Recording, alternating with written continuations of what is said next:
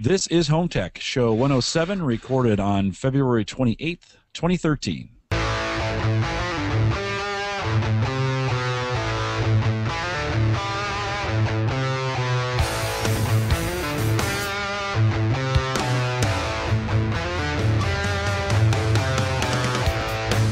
Here on Home Tech, we cover all your favorite gadgets that find their way into your home, news, reviews, product updates, and conversation, all for the average tech guy. I'm your host, Jim Collison, broadcasting live from the AverageGuy.tv studios here in Bellevue, Nebraska, and we post the show with world-class show notes, by the way, each week out at the AverageGuy.tv. If you have questions, comments, or contributions, you can contact the show. Send me an email, podcast at the AverageGuy.tv. Find me on Twitter. I'm just at J Collison. Or you can follow the show schedule at the Average Guy TV. You can also join us for live chat during the show each and every week at the AverageGuy.tv/live. Live chat is right below. Just go right down there. Right below, if you're at the AverageGuy.tv/live, there's chat. You don't even need to have a user account. You can just create a name, sign in, and join us and chat. We'd love to have you down there. Love to have you out with us each and every week. All right, we got a really busy show tonight. Did want to cover some things, though. We got a lot of stuff coming up over the next couple weeks. So bear with me for 1 second, and we'll dig right into the networking part of the show here.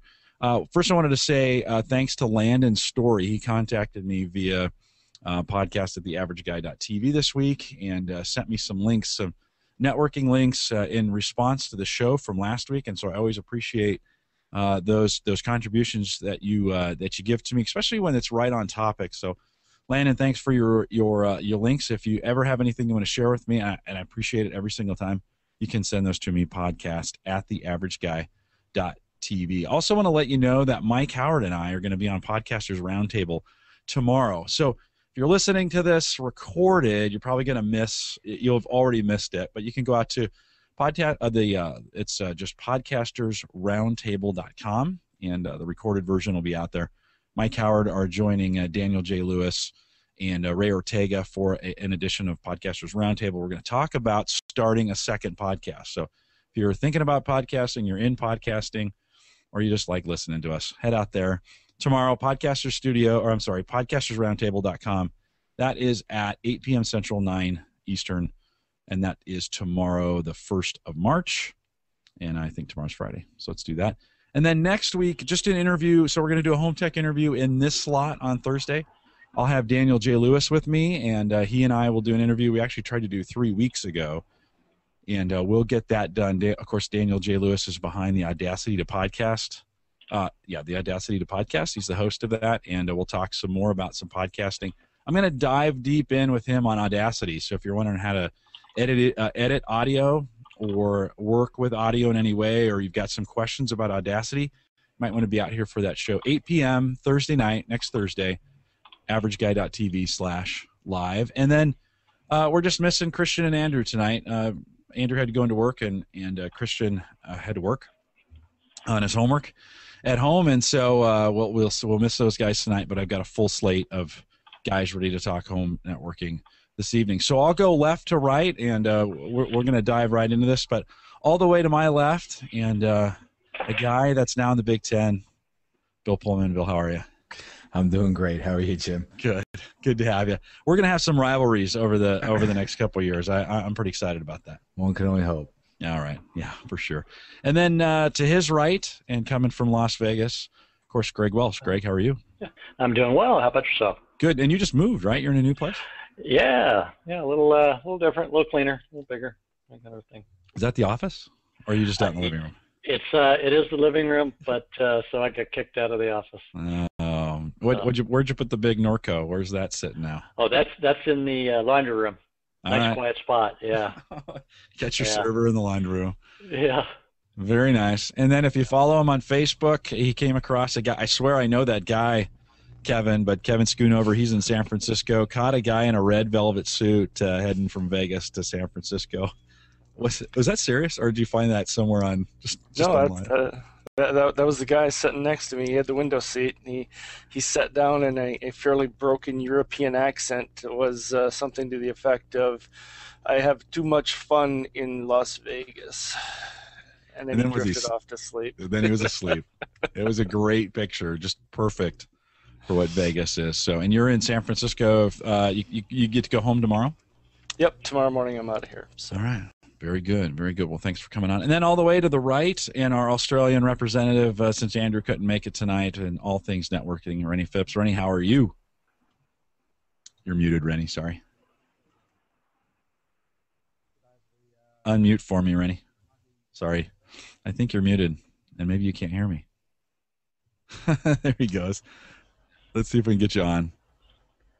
Are you Hello. there? There you go. All right. There I am. Renny, how are you? Doing well, mate. I'm just a little bit over this wet weather we've been having for the last, I don't know, 3 or 4 weeks. We've only had 1 day of sunshine, I think, but it's been keeping it a bit cooler, so not too bad. Yeah, very cool. We're glad you're here. Well, let's dig right in.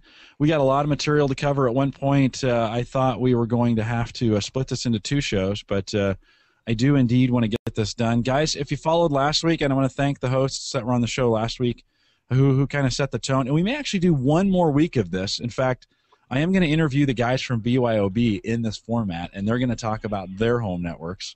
Both Mike Fauché and Michael Martis are going to join me, not this Saturday, but next Saturday. And I'll have to look up that date here. It is March, that will be March 9th. Well, either March 9th or 10th. We haven't decided on a date yet, but I'm going to run them through their networking setups. But this is part 2 of a series we put together on home networks, and these guys have been kind enough to put together some really nice diagrams that we'll take a peek at. And Kevin, we're going to start with yours. So take a few minutes, kind of walk through a little bit of your setup. You can talk about it from a historical standpoint of how you got there or whatever you want to do as you're talking about that. And this is, if you're listening to the audio, we're going to actually have kind of the show notes live. So you might want to stop the audio at this point, head over to YouTube. You can go to youtube.com/theaverageguy and catch this one on video. There's going to be a lot of visual stuff. But Kevin, walk us through a little bit of your network setup. Sure. Are you able to pop the diagram up there? Let me slide that up real quick here. And it's so big that I could only get, there we go. I kind of have to split screen, so I'm at the top part of it now. Okay. There we go. So start with kind of a traditional network, router, and over the years I've upgraded things.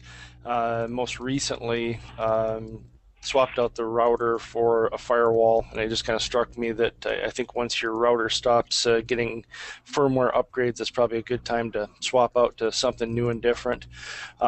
Kind of a common theme of my network is sort of a distributed network. There's a switch in the middle that most major components plug into, and then different rooms in the house where I wanted wired networking, I have smaller gigabit switches there. So I have basically the entire network is gigabit. Seem to get good deals on the old 3Com Office Connect product line. That's worked out well for me over the years. But starting at the top there, come in Comcast network or cable modem, comes in through a Cisco DC 3008, I believe it is. What kind of speeds do you get, Kevin, on that? What's your up and down speed? I think I'm about 25 down, 20 to 25 down, and about 3 to 5 up. Okay. So the big change recently was the ZyXel. I finally found out it's pronounced firewall. ZyXel. ZyXel. I thought it was a couple of those switchers myself that you have talked me into buying. So this is their smallest firewall, and good reviews. Lots of guys use the next set up, the 50 class firewall for small businesses. The 20. Basically the same product with just a little bit less of the UTM, the Unified Threat Management functions. But in deploying this, I found out a couple of neat things right off the bat. Input on it, standard input from the modem, but then there's 3 types of output. There's 2 different LAN outputs and a DMZ. And you see the little picture of the phone there. I've got one of the UMA IP-based systems, and the UMAs always seem to work the best when they sit between your cable modem and your router or firewall. And for whatever reason, Comcast service just, I seem to have service drops whenever I plugged it in that way.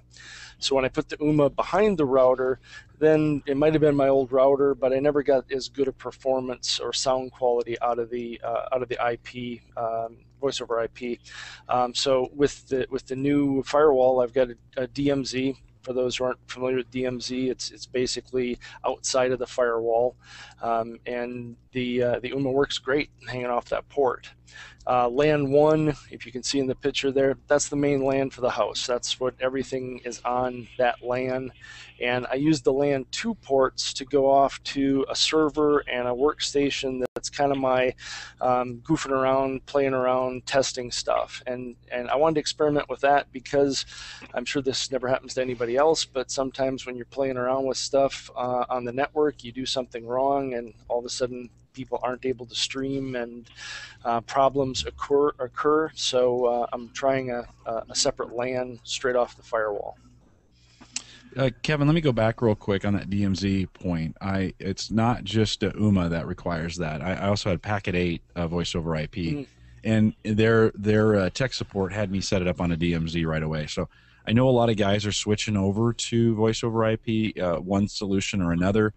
If you're having trouble with it, and with me it kept dropping, so we just lose service, and it wasn't necessarily during a call, but we go to pick up the phone, and of course Sarah would say, "There's no dial tone." And so their tech support walked us through a DMZ. So a really good solution to get that. I think it's kind of necessary or mandatory at this point. You get that on there. So good point. Sorry, I got a little behind on you on that one. Oh no, that's a good one. And like you say, it's I think more and more folks are going to the IP-based products. So it's a nice way to tie all that together. Yeah. So looking around the network, you can kind of see how to the family room and the master bedroom and to the downstairs family room. I've got gigabit switches there, so each of those is an individual connection back to that core switch. And then generally in each of those areas I have some type of a small home theater PC, a DVD player. In the main family room I have a home run and a home run prime. TV tuners for recording live video or cable card video. Xbox and Wii are tied into the network downstairs as well.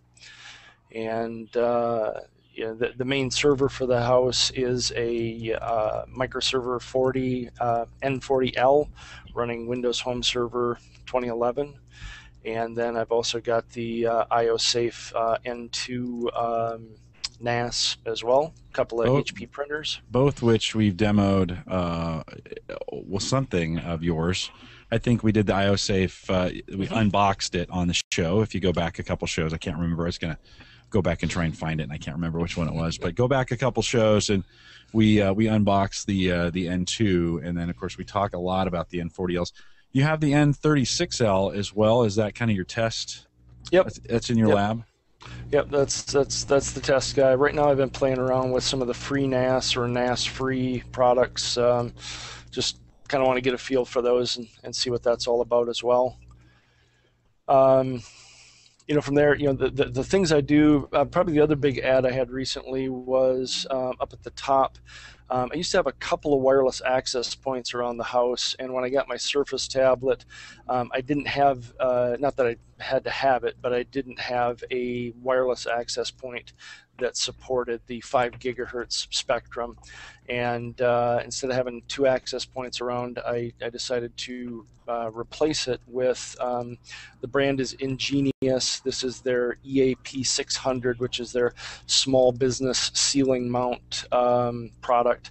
And was thinking I'd probably need 2 of them to cover the whole house, but as I did some testing with it, we have a 2-story house, and luckily there's a laundry chute right up the middle of the house, and that laundry chute backs up to a linen closet, and that EAP600 is mounted in the ceiling of the linen closet, power over Ethernet connection, so I didn't have to run any power to it, and it covers the whole house. One access point will take me to all corners of the house and all the way down into the basement as well. So ceiling mounted, right? So this is ceiling mounted. You said Ethernet powered. So just run a cable to it, mount it to the ceiling, you're good to go. Right. And the only thing to get with the power over Ethernet, or the Ethernet powered function, you either have to have PoE ports on your switch, or you can always buy what they call a PoE injector, and lots of companies make them. They're a variety of price ranges, but they're pretty. It's a pretty nice system. That's a new concept. We really haven't talked about power over Ethernet on the show before, and that. So I'm assuming that Office Connect Gigabit 16 has power over Ethernet, though.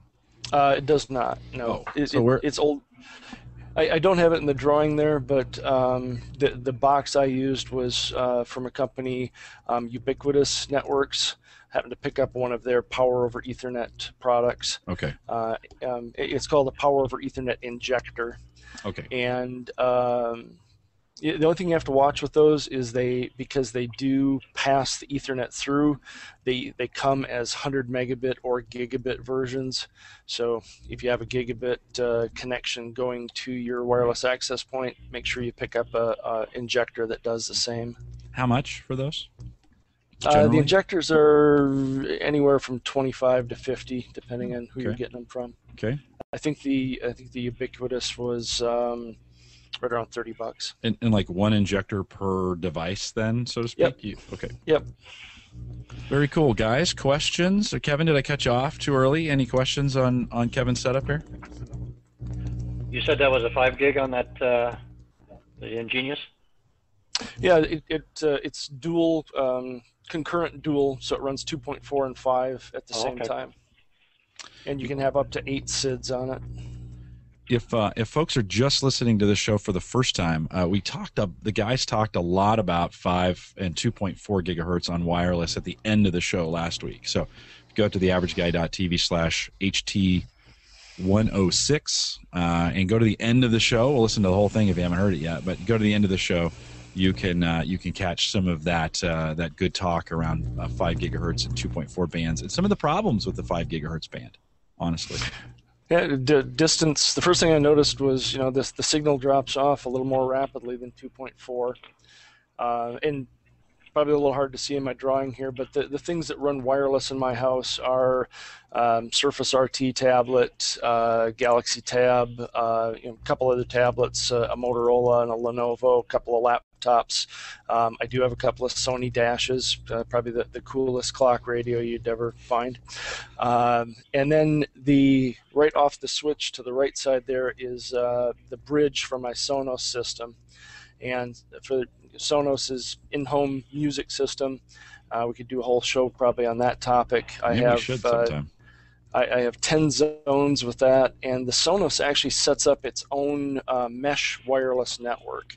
So the bridge is what allows you to communicate from and take the streaming from your media systems over to the Sonos system, and then the Sonos sets up its own network, but it uses your DHCP and picks up IP addresses. So things like Belarc will see them, your Windows servers will see them as other media servers, but they don't actually put a load on your wireless network. Man, how do you have time to administrate all this? I've tried to keep, actually that's something over the years I've tried to make this stuff as simple as possible. In the show notes, we can talk a little bit more about Belarc. I find to be a good tool to kind of see what's going on with where things are laying out. I've had great luck with Windows Homegroup to basically get you on the network and get you in with the printers and shared services as well. So. Yeah, Belarc is a company, we've talked about this a bunch. So there's some, if you go back again, go to theaverageguy.tv, search for Belarc, BELARC. We have talked about them before. They have a product called the Advisor, a must-run before you blow away your hard drive and start over. If you're installing Windows, it will tell you everything that's on there, including serial numbers if they have access to it. Absolutely.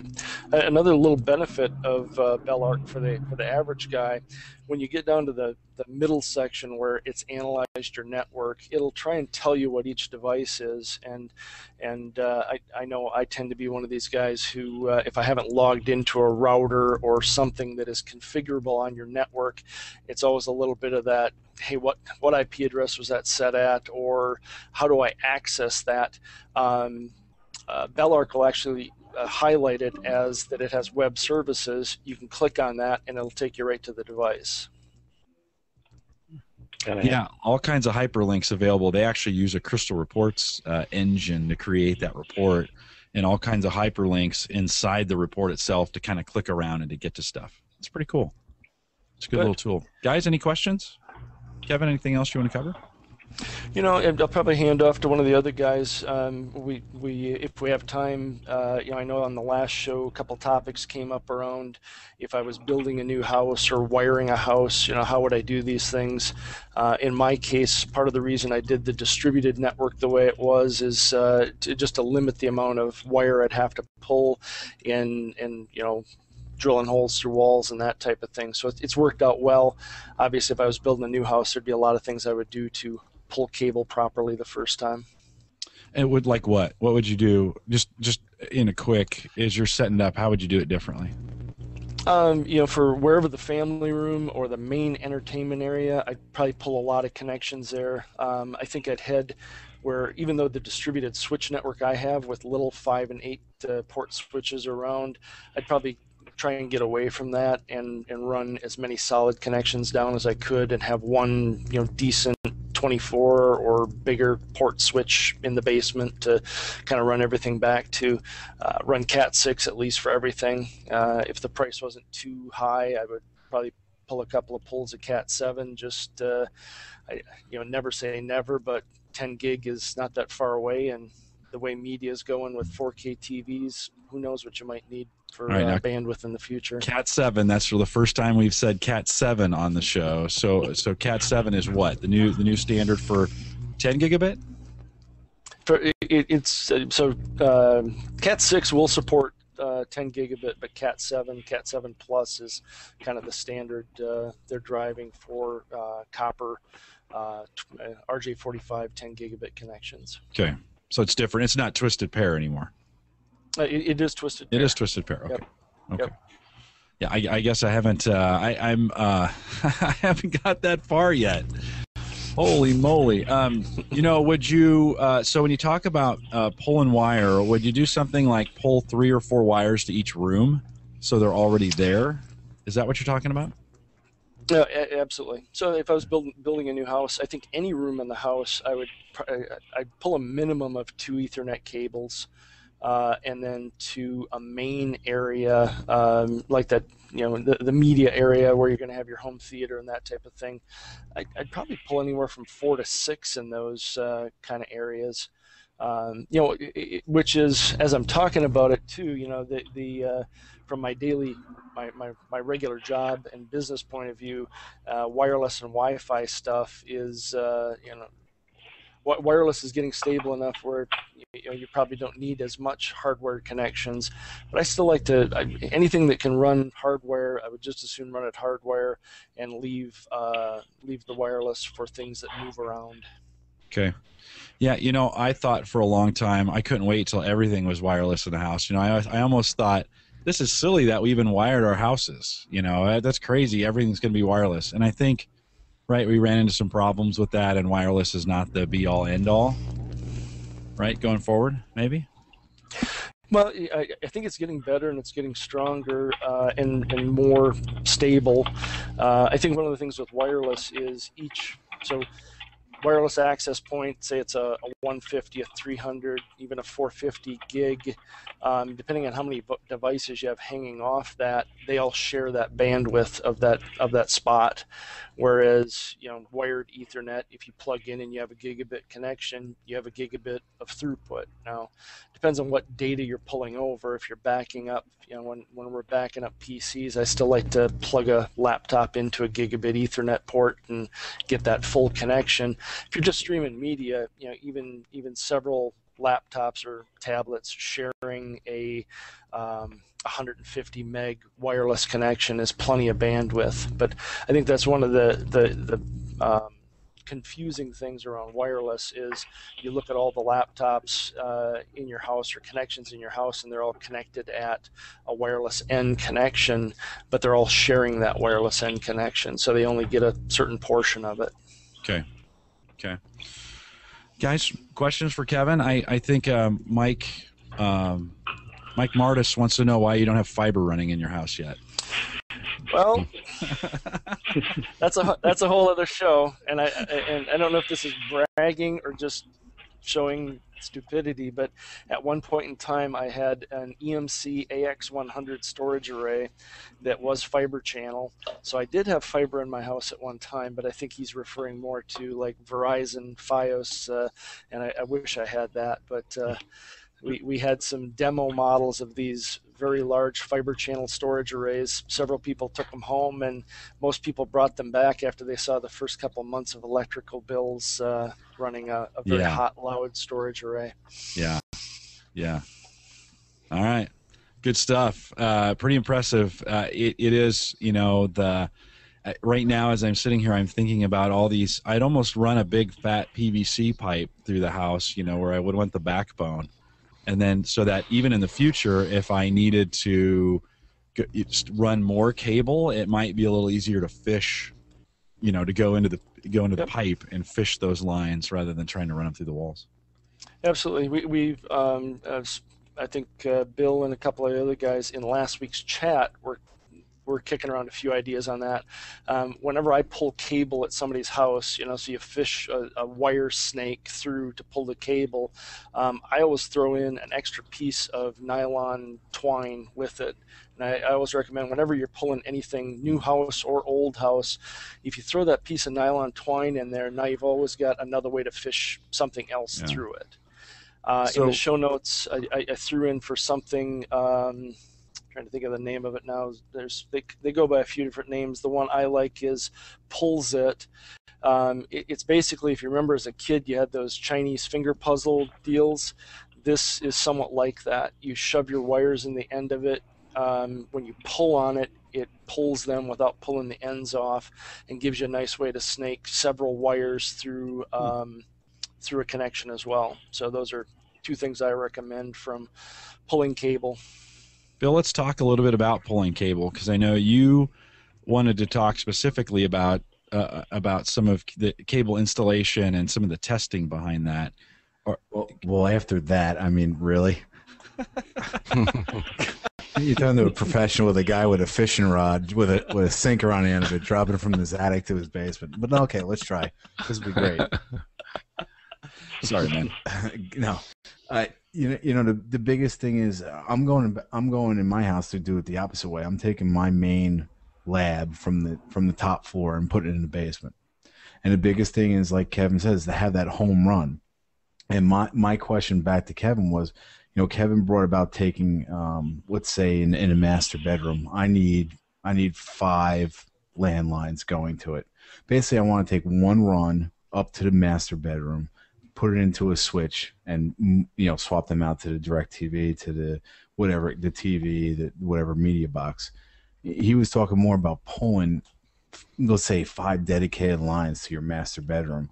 Is that because of hops and latency that might be developing? Or, you know, I'm not saying put a switch in the first floor, second floor, and third floor and blow them out. I'm talking about for each room that you're using. So what I have right now is what you just described, is the you know, one run to each room and then a switch in it, and that's worked fine for me. I think some people, and I think it comes down to preference. When I've talked to a few people who are currently building houses and kind of offer up exactly what you just said, you know, do you want to run multiple runs, or do you want one run and a switch? A lot of them seem to have the idea that, you know, they don't want another networking device in that room, and they just you know, they just want to plug each individual device in.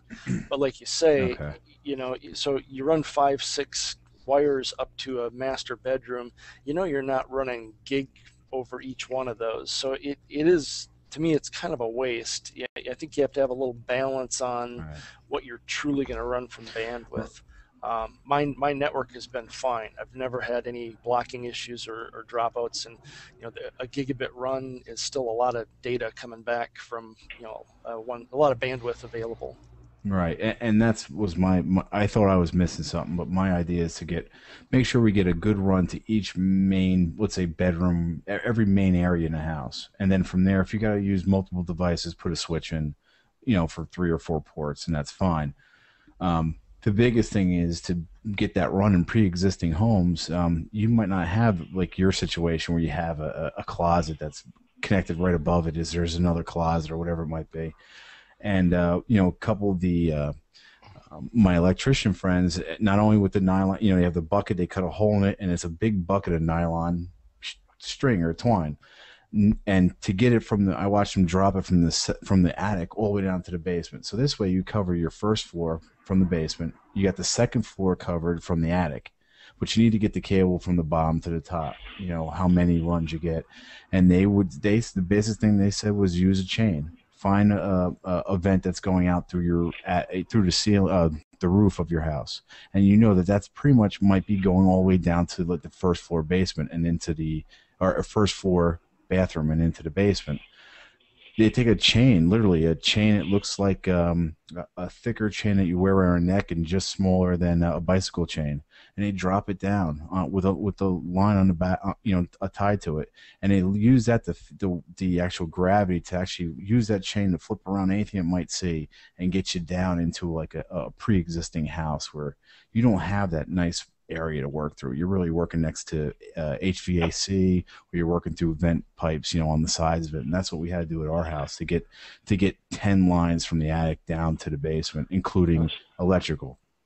So you're dealing with plenum-based lines as well, so right. Mixed all that, so yeah. Yeah, and you're trying to keep the electric away from your cat.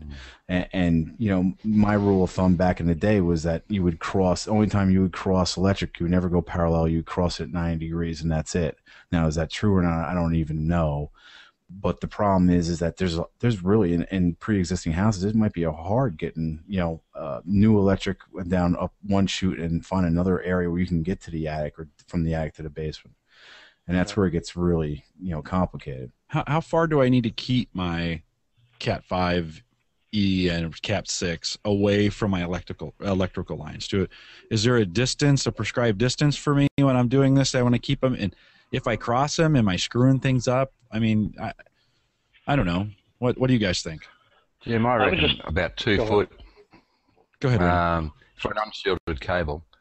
Just no conduit or anything, just an unshielded cable. Okay. You stay away as far away as you possibly can, but 2 foot I think will probably be all right in open air. I'd agree. And then of course you add a plenum-based lines if you have to go near them, and for those short runs where you need that. So. Same for cable, for my RJ. What's it, 6 or 40? What's standard cable? That I'm bringing TV and internet on. Is that the copper cable? Is that the same thing, or does the shielding help keep it away? It's just a shield. That's just a shielding that the plenum base is. Okay. It's just a shielding around your twisted pair. Bill, what else do you got? Well, I mean, that's the biggest thing is, obviously in these installations where you have a house that you're going to install your network in, you really want to make your cables, you don't want to buy a cable because not only do you have the end on it that becomes a nightmare going through insulation, it will hook onto everything. And I know Rennie's going to have a couple videos that we're going to see how to make those ends real nice. But the biggest thing is once you do make that cable is the cable correct? You don't want to run that cable, put your ends on, and then find out that you didn't do it right. And so what I use, I have a tester. It basically only thing it's testing is continuity. It's not testing throughput. It's basically testing is wire 1 to wire 1 on both ends, and which is really easy to do with the twisted pair. If you've done a lot of them, in the middle of the night, all of a sudden you cross 2 over and you didn't realize it, or you didn't get one deep enough into the end, and it's not actually connected.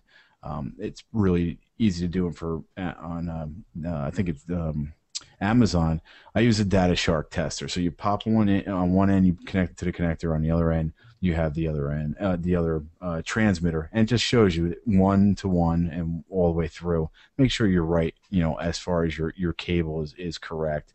And then from there, I basically just use FTP and blast a big ISO through from one end to the other to make sure that I'm getting a through point I would expect. Instead of $26. Yeah, right? It's really good to start with. Comes in two parts. You just put one on one end, go down to the bottom, put it on the other, run the tests, right? That's it. It works for if you're putting ends in at the wall. So even that, if you're doing nice wall plates and things of that nature, you can test it right there. It works really good just to get rid of this stupid errors we all make. Sure. I cut somebody off. Somebody want to jump in there? Nope. Okay. What else, Bill? Give us a quick rundown. So you're changing some things, but kind of give us a quick rundown on how you've got your home network configured. Yeah, pretty much. I have every major room. Really quick, every major room: the den, the master bedroom, the lab, the basement. All have major lines going to them. If each area needs to have multiple connections, I put a green switch in there, gigabit, obviously. When I went to gigabit and to Cat 5e and changed the house the first time, I stopped using jumbo frames. So we can get rid of that whole idea now. But all my switches can deal with jumbo frames if needed, but it causes more problems than not, because most your TV, your cable boxes can't deal with those. So each room, I just put one main line and go from there. Put a switch in, everything gets it, we're good to go. In the basement, the main server is there. The server jumps over and connects to the electrical system in the house to do my home automation. And I just have two main switch. I got the big switch, the 16 port that runs the house, and then I have just two green switches, one for the master bedroom, one for the den. The kids' room has an Apple, God forbid, an Apple TV and a Vizio TV, and they work wirelessly. So it's pretty your basic setup, but it gets a little more complicated as you dig deeper. You're running the Asus RT Dual Band wireless router. Yeah, I know. Paul Breran was asking about that in chat. He was hoping somebody talk a little bit about that. How do you like that Asus component? I have 2 installs already, and I have the third one that's going in my house. I have it sitting right next to me, and so far I'm getting deeper and deeper into the menus. The good thing is you get worried about Chinese products and security, but they have a forked firmware that is written by open source people, so you know that anything that's open is going to be patched, and it just VPN. You get your own personal cloud. It does, an FTP. It does so much that there's no other router out there that can do as much as this can. There isn't anything I've tried from the Netgears and everything. It's got firewall. It's got quality service. It's got. Can you add do you use a super router? Do you use pfSense at all? Have you? Yeah, that's what I would normally use, and I pulled that off and I put back in my old Netgear while I'm working on upgrading the firmware on this. I wanted to get it in for tonight, but obviously that didn't happen. So, but it works so good. I have 2 businesses running it, and it's just the log files, everything it does is just the second to none. Nice. The radius and everything you can get off of even your end connection. You don't have to have an AC connection, just your end connection. The radius is just so much more, and it's just it's really, really good hardware. Cool. What guys, any questions for Bill? You got anything else, Bill, you want to add in there? No, that's pretty much it. I did not. Let's see. I did not. You had a Vizio diagram that I didn't bring up. Let me bring it up I would real throw fast. in one other point on the discussion around plenum wire. If you're building a house and you're having a contractor do it, they're going to pull plenum as part of the code. If you're doing a lot of wiring yourself, it's a good idea to use plenum from the fire retardant point of view. And if you've ever seen an Ethernet cable burn, that PVC jacket is a pretty smoky mess. So if you're going to be pulling a lot of cable and doing it yourself, it's still a good idea to use plenum just from a safety point of view. Cool. What is plenum, guys? I got no idea what you're talking about. You can hit the Wikipedia site on plenum. Is it a conduit or? So, well, it's actually, they refer to it as plenum because it's the cable that you pull through plenum areas of the house or building. But in the States, it's referred to as the vinyl coating they use on top of it is a flame retardant type of coating.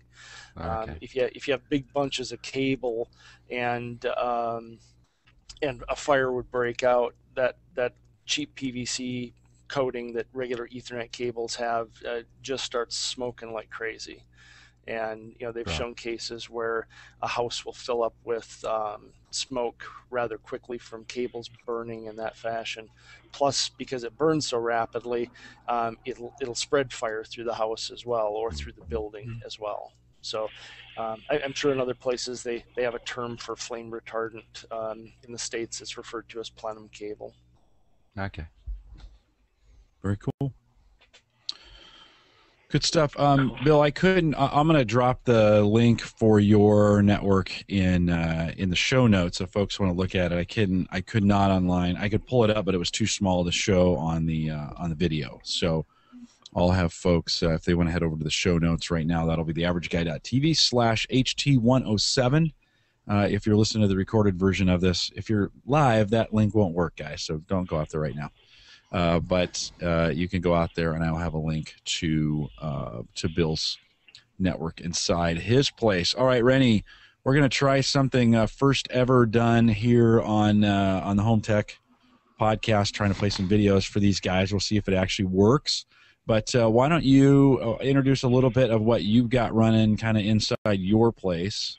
You didn't have put a diagram together for me, did you? So talk. Oh, I see it right there. Let's see if I can. There's a link there to it. Yep. Let me see if I can bring that up while you're talking. Go ahead. Okay. Well, I started, setting up a home network, I guess, about 5 years ago. Started off with wireless. That was going to be the answer to all my prayers. Unfortunately, it worked. Once a week or twice a week, and other times not at all. So I defaulted to a hardwired system and learned a bit about how to do your cabling yourself, and then looked at the difficulty of actually retrofitting that into an existing house. We only got one entry point for a telephone line, and that's in this office that I'm sitting in here. So that more or less decided this was going to be, ground zero for the home network. And half the house hasn't got any ceiling cavity in it, and the house is on a slab, so you can't go there. So it's been a bit tricky trying to get this cabling through the place. I'm a devotee of the bit of chain on the end of a string, same as Bill, but it's the best way to do it. You don't want to go poking around with a 6 foot of cable trying to get it through a hole the size of a quarter. It's just too hard. It's not going to happen. So it's like a county fair trick, right? You're never going to win the prize. No. But basically, the first port of call was my son's room, which is only meters away, really. But we ran a cable up through the wall here and through the ceiling and into his room. And then I got adventurous and went all the way to the lounge room, which is about 20 meters away as the crow flies, 20 yards away as the crow flies. And for that, I had to go through a ceiling cavity, outside, round a doorway, out and back in through the brickwork. That was all good fun. You sound like a cable company. Yeah, I know. But it worked. It worked. Yeah. For these reasons, I'm only running single cable to all these places.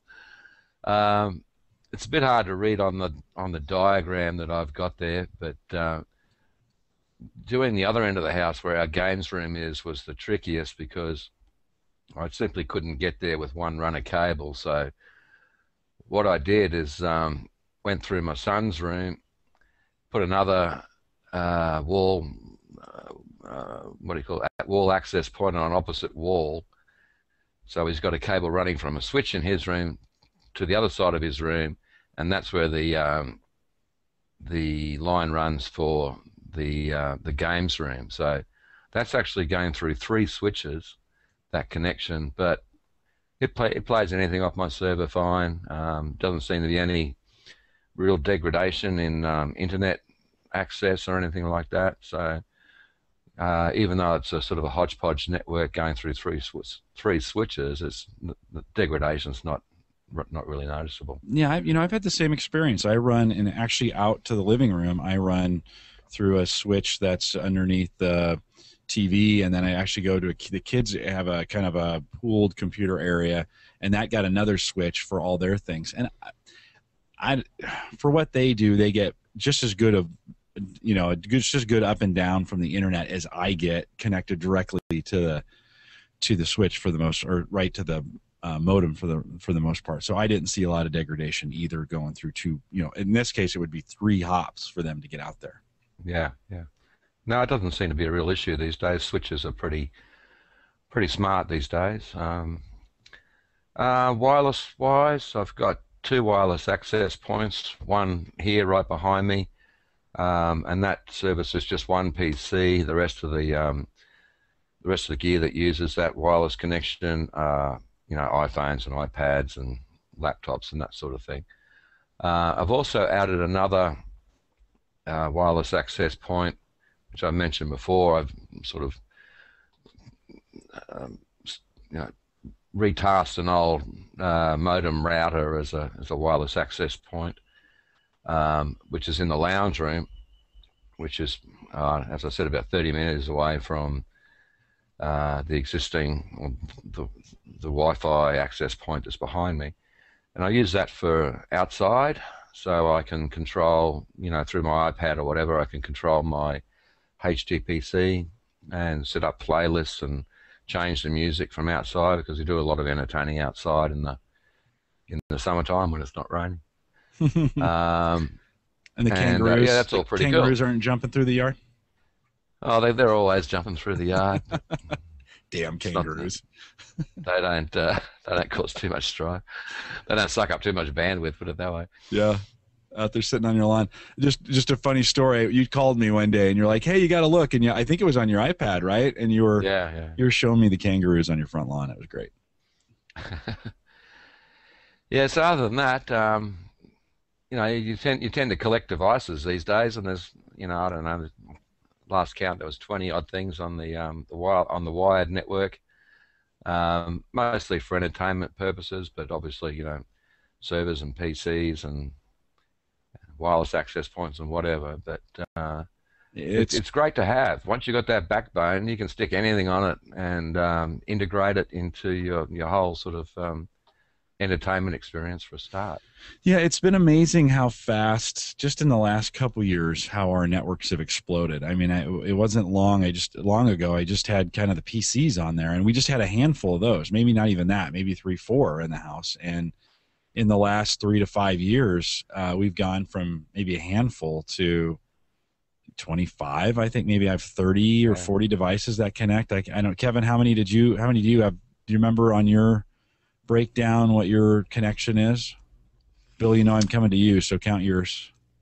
I'd have to count through mine quick. Quite a bit. Bill, how many do you think you've got on your network? Wow. The fact that we have to count is it's crazy. I left it off the diagram, saying I didn't include cell phones or printers because there's so many. But you're going to be easily in the 40s or 50s, and now with smart appliances, you're going to be in the 50s or 60s with the blink of an eye. Yeah. And your neighbors stealing your Wi-Fi and Greg, you just moved, and so did you count as you moved into the new place? Did you kind of count how many things you had to have? Is the new house wired, and did you have to count how many things you got on your network? No, that was the interesting part. The place that I moved from was hardwired everything because I owned it. This one's actually where it moved into a rental. Okay. So I didn't want to go running anything other than the server. And even though my server can handle, I mean, it's loaded. It still all goes out through an access NetGear WNDR. So everything in my house is wireless, 100%. Okay. Well, hang tight for a sec, Greg, on explaining that. I want to. Oh, yeah. Rennie's got a couple videos I want to show. Rennie, why don't you set these up real quick? You put some videos together for us.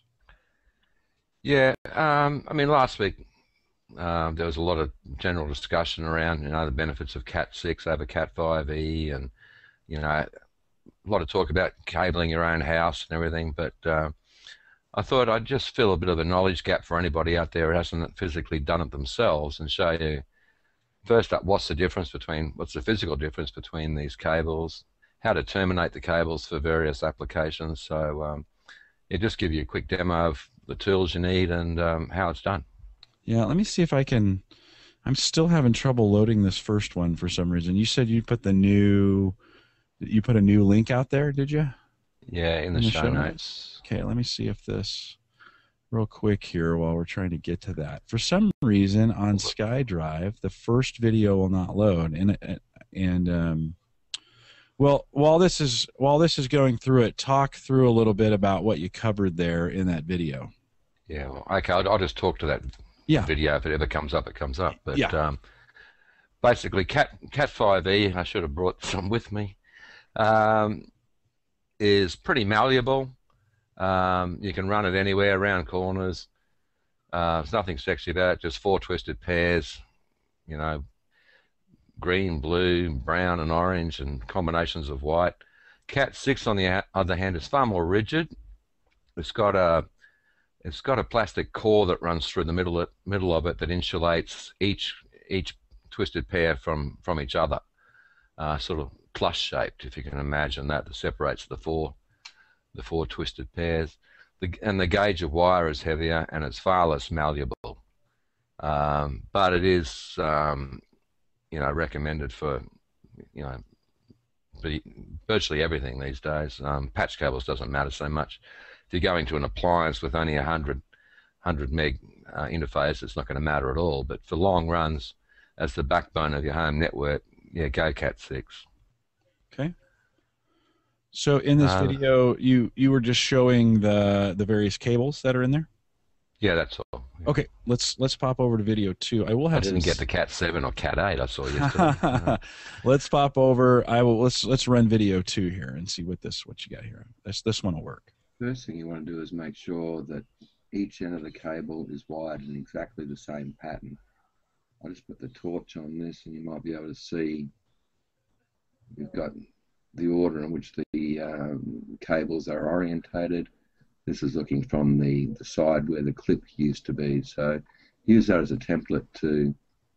Okay, hold on. Let me pause that because for some reason it's not showing up correctly in the screen. So let's take this full screen and we'll select this now and say start. Oh, there we go. Okay, let's restart it. Here we go. Wire up the opposite end of the cable which you want to repair. If you don't wire them up in the same configuration at either end of the cable, you're going to end up with a crossover cable, or perhaps one that won't even work at all. So I'm satisfied that cable arrangement is the same as the other one. Now you're going to need something called a crimping tool. This one was about $50 from recollection. Has various molds, if you like, which you can insert there to cater for different cables, from RJ45 to telephone cables and other form factors that I've never even seen. So we'll just go ahead and finish this cable. You can see there's only one way, one orientation where the cable can go in. It stops, and you hear a satisfying little click when the job is done. And there we have the cable, which is properly retained around the casing, and you're good to go. So that, Rennie, that gives a good, for the average guy, that's not, I think the hardest part is maybe getting those cables to line up inside that head correctly, right? That's the real challenge, to get those things in there, right? Absolutely. It's not that hard. It just takes a bit of patience. It's a bit like basket weaving. It's therapeutic, really. But yeah, it's not that hard. If you keep the cables short enough, you don't have to have them very long. Sorry, the individual wires, I should say. It's not that hard to push them in there and get them lined up, but it can be a bit difficult, but it's not insurmountable by any stretch. Yeah, that was for me. I was always. How much was that tool? I mean, how much does that cost? I think it was about $50. Okay, so not terrible. If you're going to run a lot, it probably pays for itself pretty quickly. Yeah, I mean the issue I find is that sometimes you need 3 yards of Ethernet cable, but you can only buy 5 or 6 or 10 or something, and you've got acres and acres of spare cable lying around on the floor somewhere. If you know how to terminate a cable, you can make your own, or make 2 cables out of one just by cutting it in half and running what you need and turning the rest into another cable for another application. So yeah, for sure. Okay, so pretty easy on that end. Set up a little bit what you're showing here.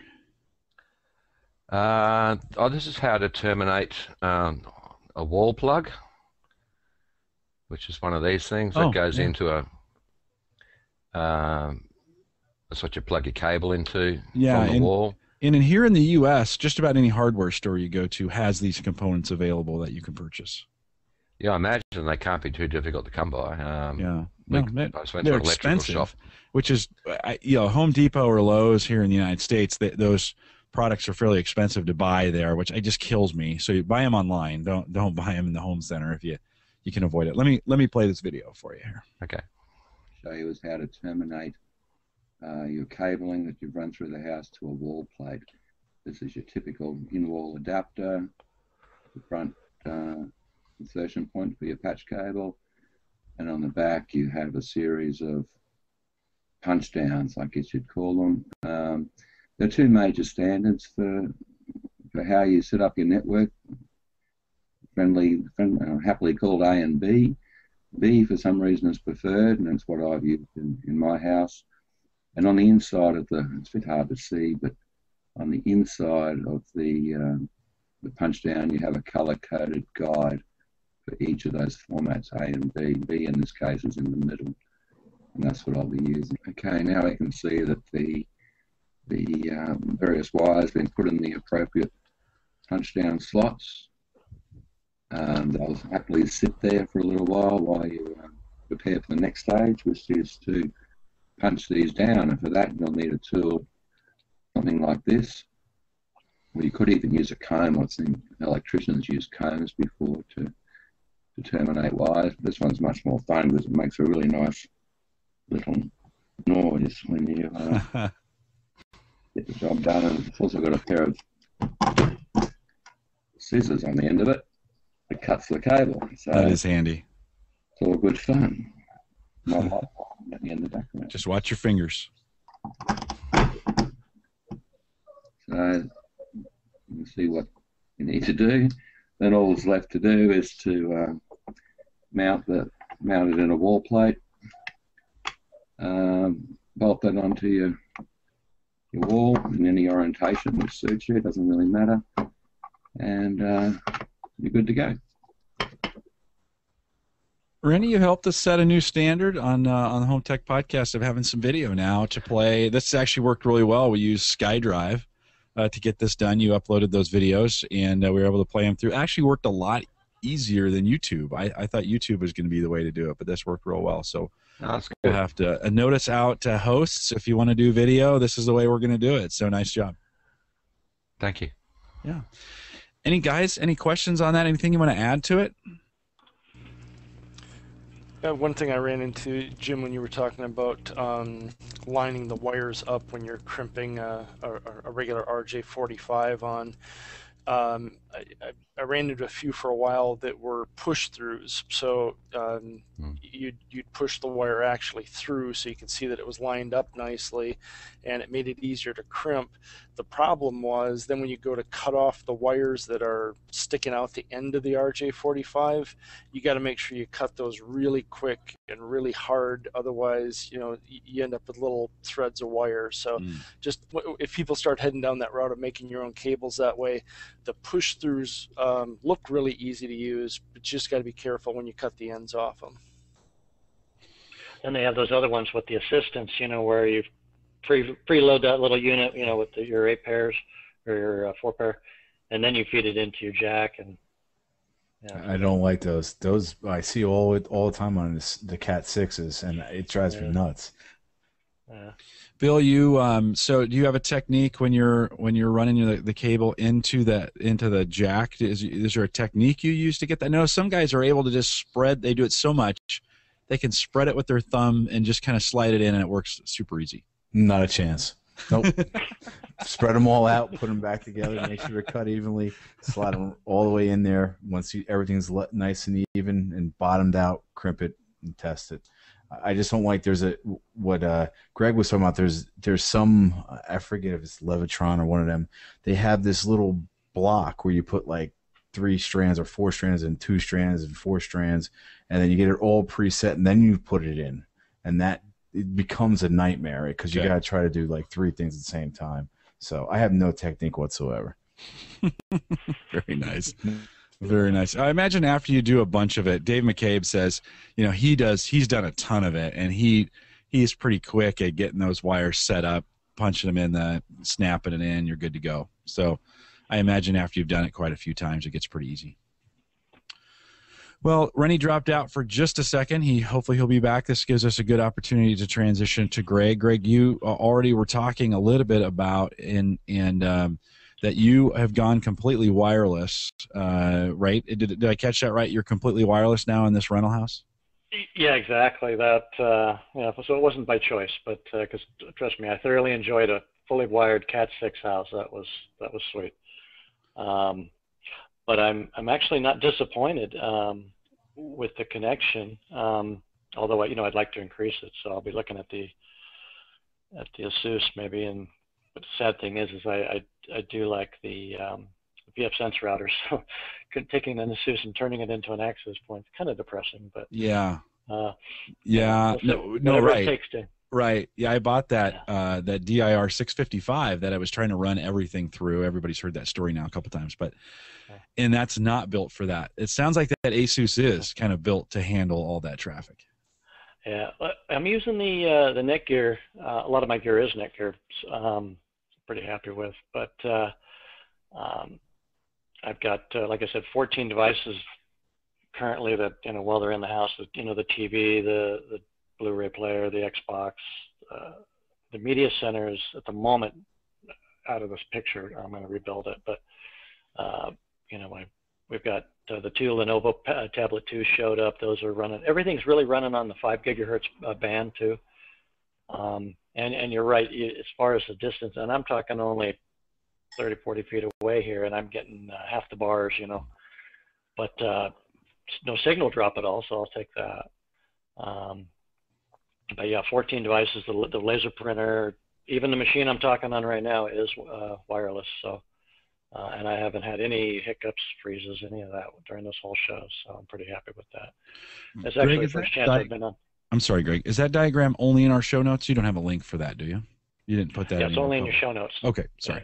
Sorry, guys. I know you're asking me for a link for that. It's just in the show notes. We'll put a copy of it out there for you to look at. I know it's a little hard to see in the live stream. So actually, if you want to see you might want to try the YouTube video right now. If you go all the way to the bottom of the page and click on that, we're live on YouTube as well. The resolution's a little bit better. See if that works any differently. So sorry, Greg, I interrupted you. That's okay. It looks actually nice in the Hangout. But yeah, for the most part, it's 100% wireless and no major complaints. The TV runs on the 2.4 and taking the HTPC out of it and using the smart TV for the Netflix and the Vudu. I watched, I think it was Judge or whatever it was, I can't think, the other day in 3D, and no hiccups, no freezes. So pretty happy with the NDR 37 on there, and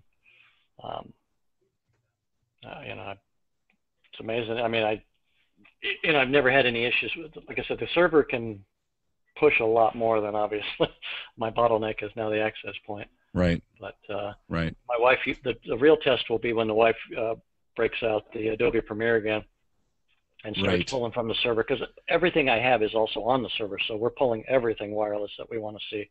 Sure. You know, I've got 60 gig SSDs in both the machines. Even my daughter's got a 60, and so everything is at the server.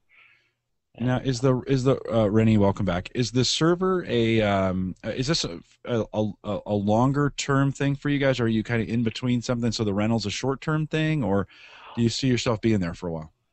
Oh, we'll be here for a while. There's no need. So you're setting up. From your standpoint, you're setting up this wireless thing. It really needs to be successful because you really don't want to run cable, right? Correct. Yeah. Right. No, and I'm not going to. I'll find a way if it's 24 access points, whatever it takes. Yeah, no real issues with it so far.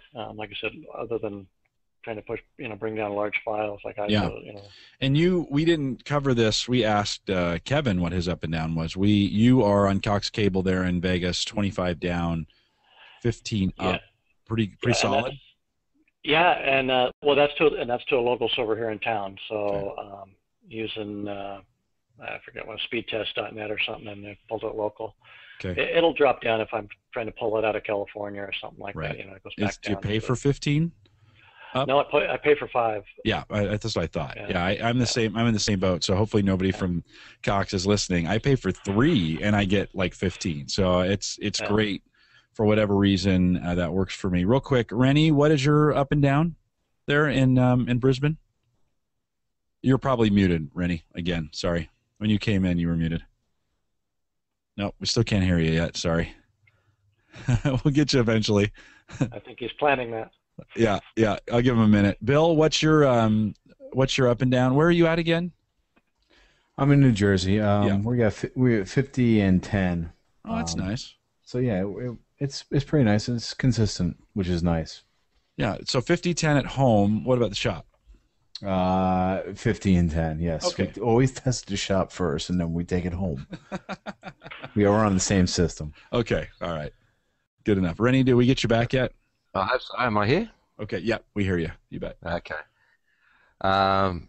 3 down, 800 up. Wow. 800 kilowatts.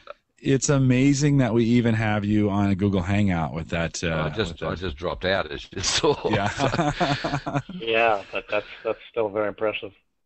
Yeah. No, and you know what? That does kind of speak to the to how good the Hangout technology has gotten. That your video actually is really, really good right now to me, as I see it, and you're up. It's not great, so they're doing some trickery to get that done.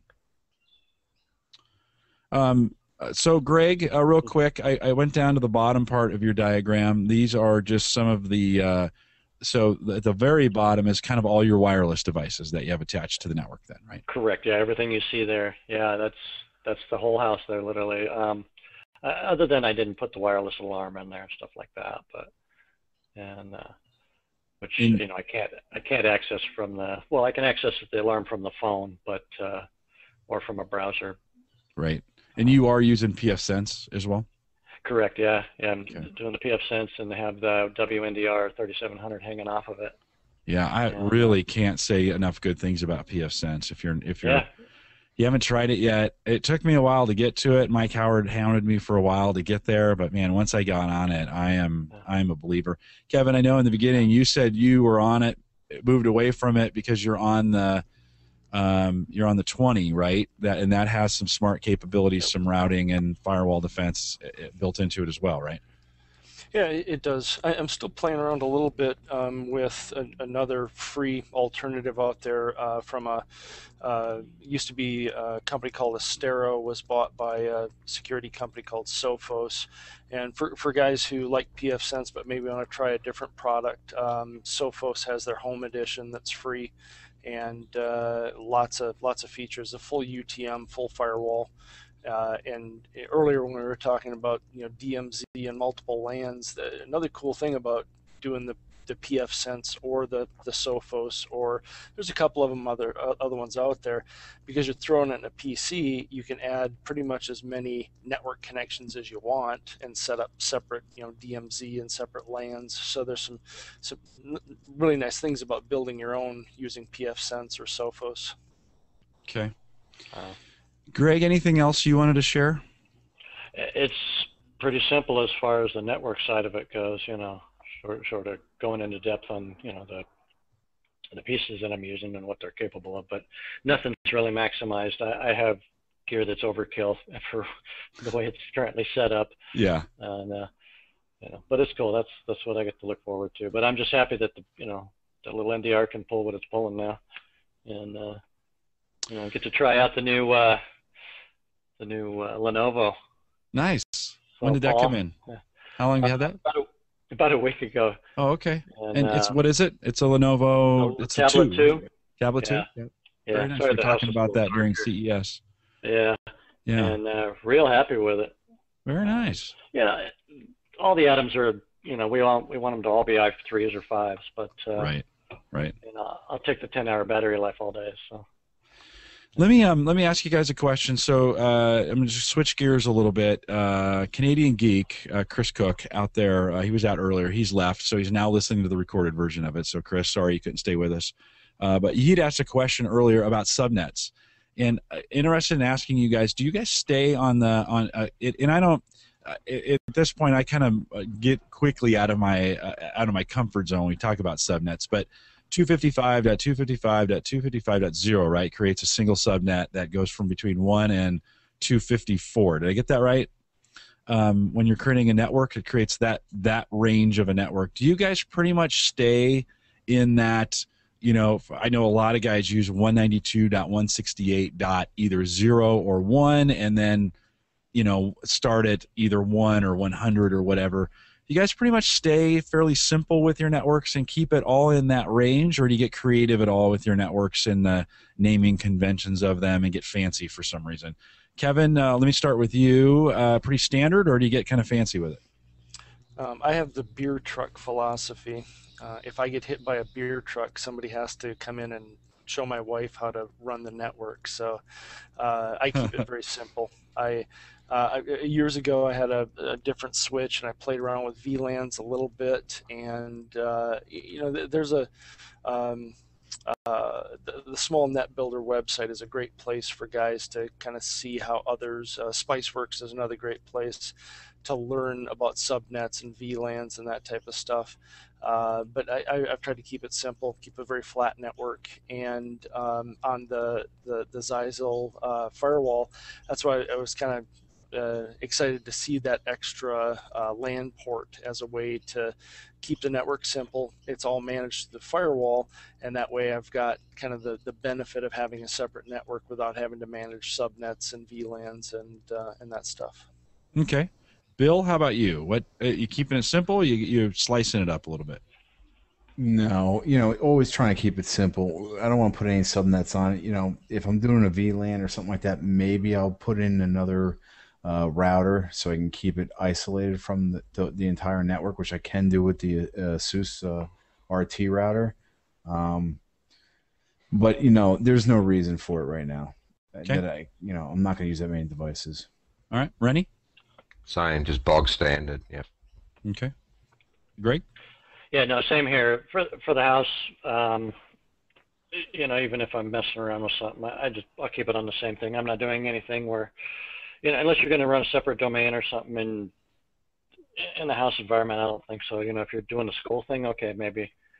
But, all I got to do is ask the wife. You got to go to the other subnet. She's going to throw something at me. So we're going to keep it, a single subnet. Right. Okay. Yeah, but I do try to keep it down. I don't like having a whole 154 available to me. You know, let's keep it appropriate for the DHCP. So. Yeah, one of the things, I work with Mike Howard when I was working with pfSense. He works through his network addresses and assigns ranges for various devices. So all his PCs are in a range, all his laptops are in a range, the phones might be in a range, networking devices, servers might be in a range. And because on pfSense, you can see there's a report where you can see the actual live traffic coming through and the bandwidth it's taking. It doesn't carry over the simple name. It gives you the network IP address for that device. And so if you've got your ranges and you kind of know what they are, you start reading that report kind of like the Matrix. You know, all these numbers are floating down and you start seeing, oh, my kids are on this or the server's doing that or whatever. It is kind of cool, and I see why he does that.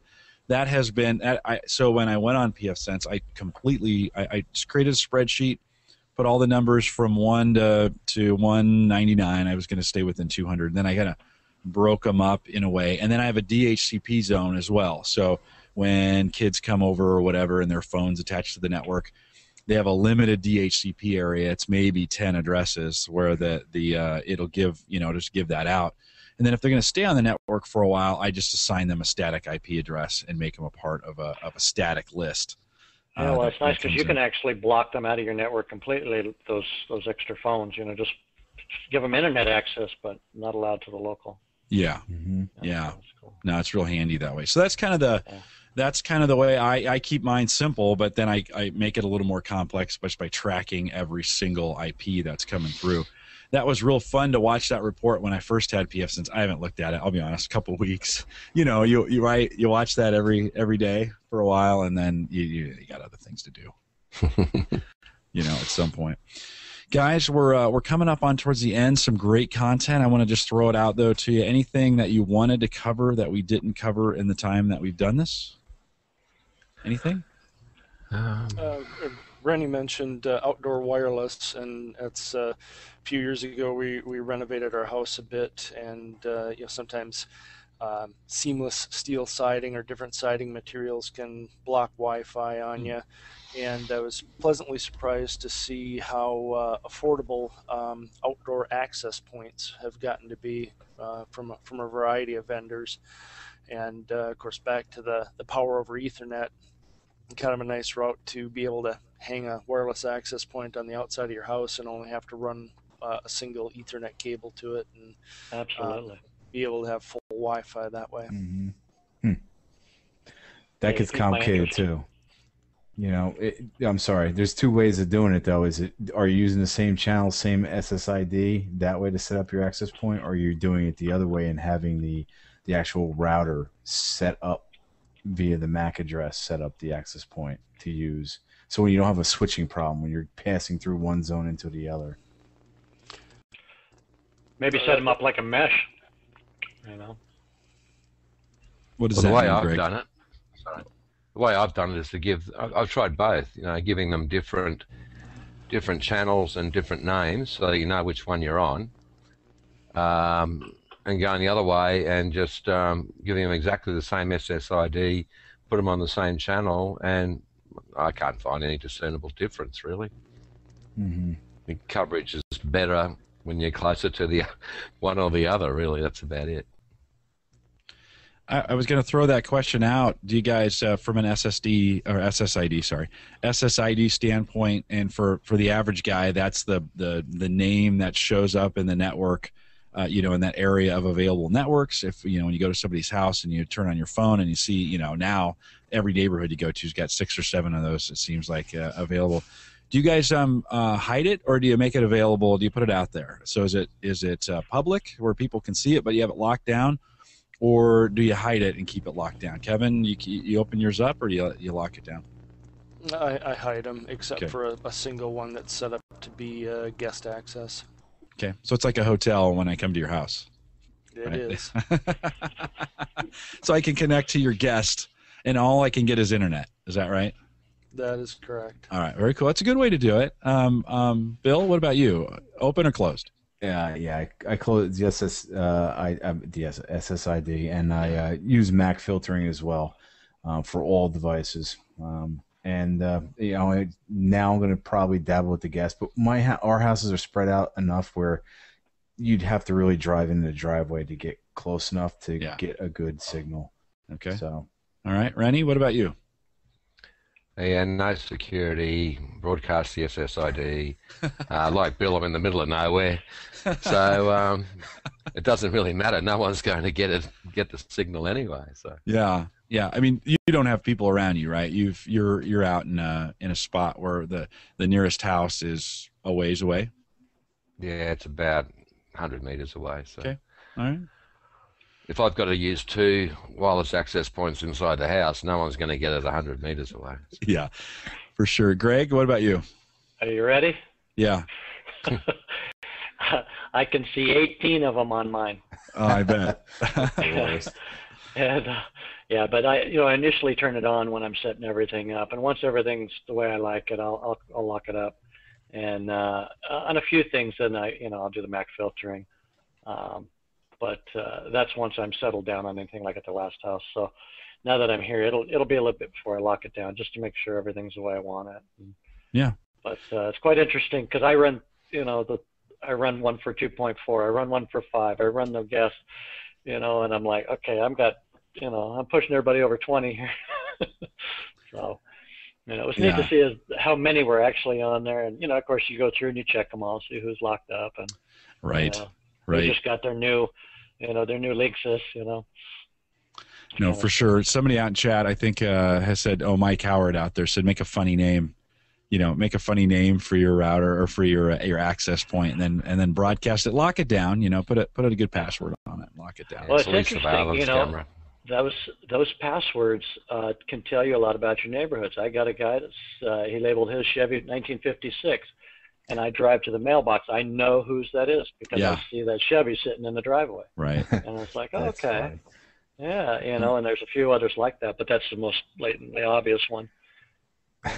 So, you can really assign, now you can know your neighborhood. So it can be good or bad, I mean, Sweet 16 could get a girl in trouble, Yeah.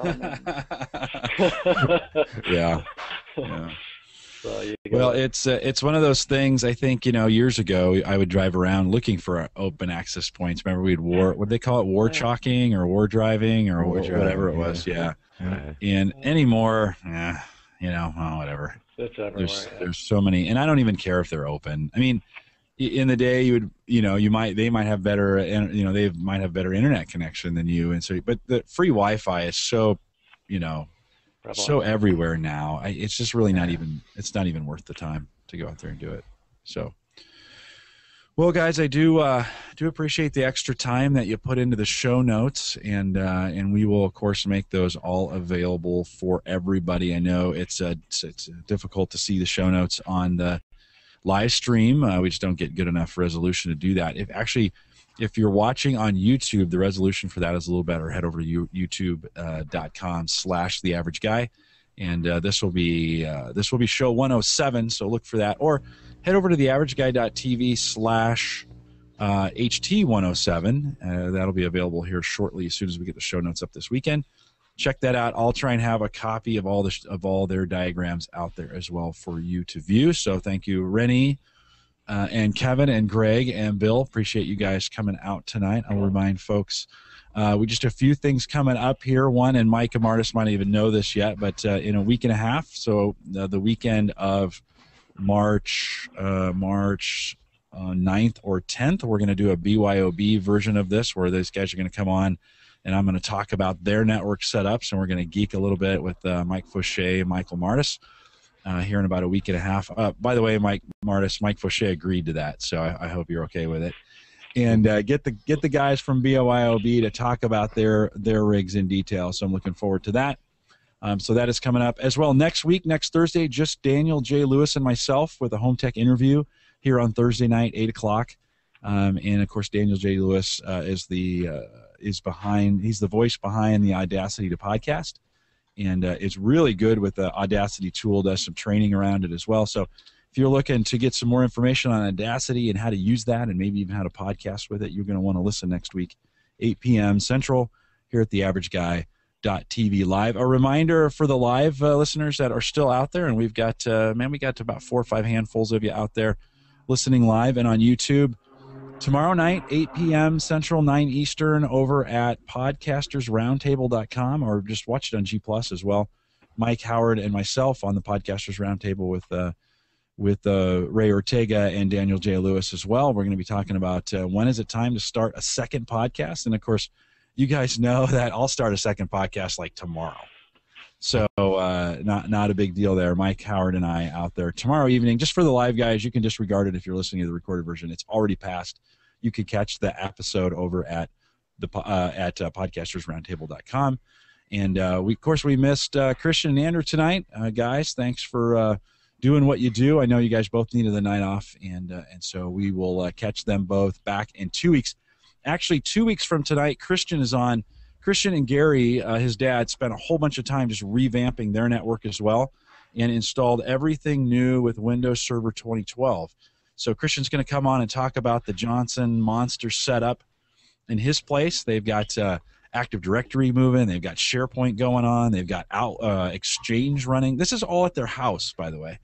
They have an amazing setup over there at the Johnson place. And so that's 2 weeks from tonight. Christian will be on talking about that. It'll be Andrew, Christian, and myself, and we'll be quizzing Christian on his new setup. So watch for that coming as well.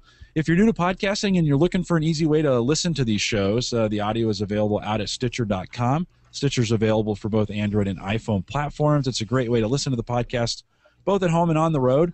Of course, you can catch this show and all the past ones and even maybe some of the future ones at Stitcher.com. Search Home Tech. It's education for your ears. And, of course, you can view and subscribe to the show out on YouTube, youtube.com/theaverageguy, or catch the show each week, 8 p.m. Central, over at theaverageguy.tv/live. My family's having a good time over in the other room. You can probably hear them just laughing away. You know, they know I podcast every Thursday night at this time. They know they know that, and yet they still do that. That's okay.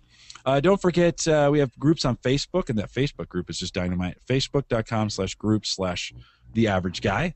And, of course, on Google+, just search The Average Guy Podcast. We got a bunch of stuff out there to follow as well. And then don't forget, when you're purchasing from Amazon, head out to theaverageguy.tv/Amazon or Amazon.theaverageguy.tv.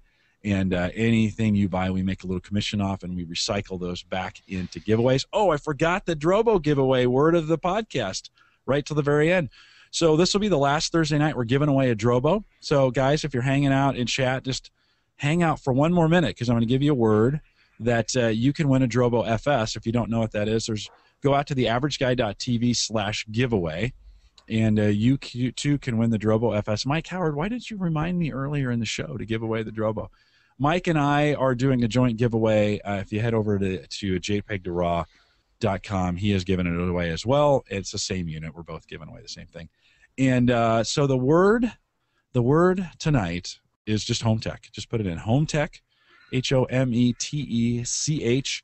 Head over to theaverageguy.tv/giveaway, and there's a sign-up form right there. You can do that.